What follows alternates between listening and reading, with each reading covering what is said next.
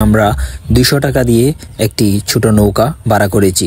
একটা কথা বলে রাখি, এখানে কিন্তু আমরা যেই নৌকাগুলো দেখি অভ্যস্ত এমন কোনো নৌকা নেই। ড্রাম কেটে কিংবা ছোট কাঠের টুকরা দিয়ে এরকম ছোট ছোট কিছু নৌকা ওরা নিজেরাই তৈরি করেছে। হাতে গোনা 4 থেকে 5টি এরকম নৌকা রয়েছে, যেগুলাতে সিরিয়াল পেতে রীতিমতো হিমশিম খেতে হয়। বুঝতেই পারতেছেন, এত সকালে এসেও যেখানে সিরিয়াল দিয়ে আসলে এখানে যেতে হয়, তাহলে এখানে আসতে হলে আপনাদেরকে অবশ্যই হাতে সময় নিয়েই আসতে হবে। এখনো ভোরের আলো ভালো করে ফুটেনি, তারপরও খুব সুন্দরই লাগতেছে চারপাশটা।